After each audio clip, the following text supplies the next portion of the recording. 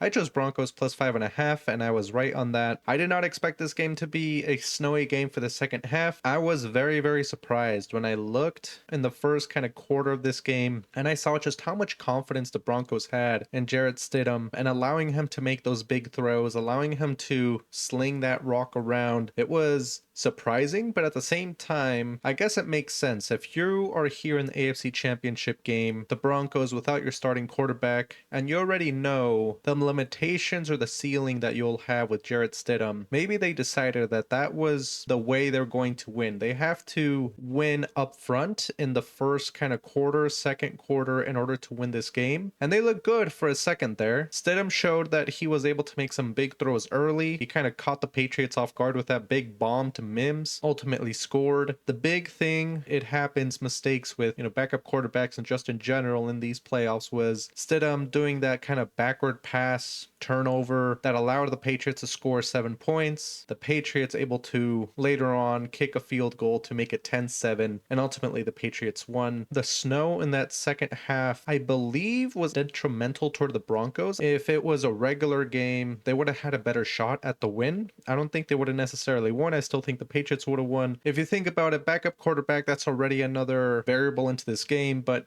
you have weather as well. Even in snowy weather with all your starters and all the start and talent you have, it can be very unpredictable. And there was that questionable fourth down decision instead of the field goal that the Broncos made with their backup quarterback. Biggest game thus far of the season. They lost by 3, and ultimately 3 points was what they were most likely going to get if they went for the kick. A little bit questionable, but at the same time, they rolled with it. They went big. They gambled big that game, and they lost. It happens sometimes. The Broncos were in a way playing with house money. They were unlikely to be there in the first place. Number 1 seed, AFC Championship game. They still have Russell Wilson cap on their books and dead money, which is kind of crazy. 32 million in dead cap. So it was unlikely they were going to make it this far and make it this high in the first place. So it's a little bit of, okay, we know we're here. We know what we're capable of. Let's do what we can and swing big with this backup quarterback. It just didn't work. The Patriots now are heading to the Super Bowl with a quote unquote rebuilding team and a first year head coach. Very exciting for the Patriots. The Broncos next year, no cap, no dead cap, Russell Wilson dead cap. They might be dangerous next year as well, and for a few years after that.